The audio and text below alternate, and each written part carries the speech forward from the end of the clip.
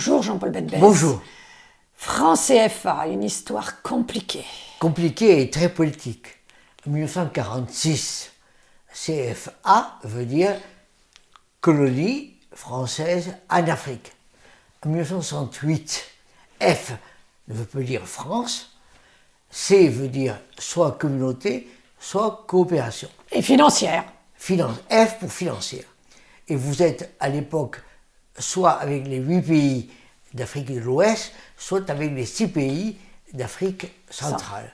Autrement dit, franc est toujours là, mais CFA ne veut plus dire ce qu'il voulait dire à l'époque. N'empêche que le symbole, à savoir franc, est toujours là, et CFA est toujours dans les esprits, à savoir un souvenir colonial. Donc quel est le taux de change de cette monnaie? Mais le taux de change de cette monnaie est toujours le problème. Le taux de change est toujours un problème entre le travail fait dans un pays par rapport au travail fait dans un autre pays. Le franc CFA a toujours été relié à une autre monnaie, le franc, et maintenant l'euro.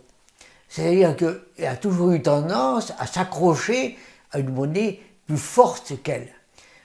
Le franc CFA, en 1994 d'ailleurs, a dû dévaluer de moitié, et depuis que l'euro est là, depuis 1999, il est lié à l'euro. Autrement dit, il a tendance à être une monnaie forte, sinon très forte. Mais qui le garantit? Et le garantit, a priori, on ne le dit pas, hein, mais c'est l'euro, mais c'est l'euro alias le trésor français. Ah bon?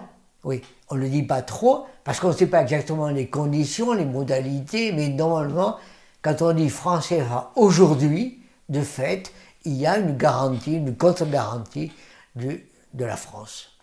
Comment quitter le CFA? Et tout le monde en parle, en particulier en Afrique, en disant il faut qu'on sorte des colonies, il faut qu'on sorte de l'héritage colonial, et donc il faut qu'on sorte du franc CFA. Et quoi mettre à la place? Facile à dire, vous avez raison, facile à dire. Alors les pays du Sahel qui ont fait partie de la France disent nous devons sortir du franc CFA, qui sont eux les exploitent, ce qui n'est pas très vrai. D'autres pays, par exemple le Sénégal, dit nous voulons aussi sortir du franc CFA. Mais qu'est-ce qu'on met à la place?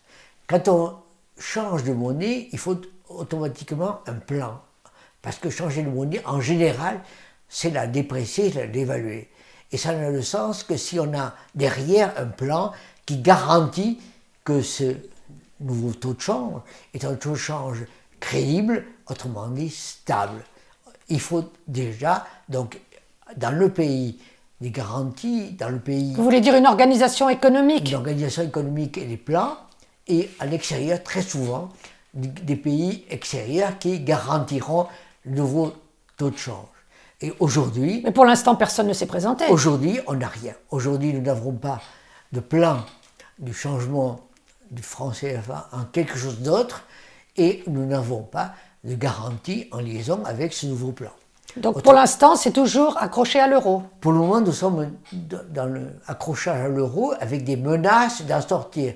Autrement dit, les gens s'inquiètent, autrement dit, les gens se disent nous voulons sortir de quelque chose qui est instable et nous allons aller vers quelque chose qui est plus sûr.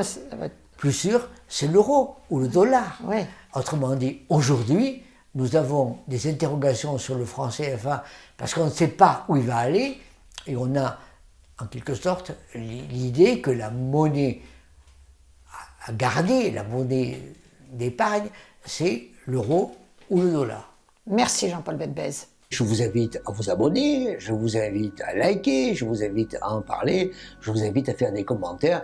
Donc je vous invite, merci.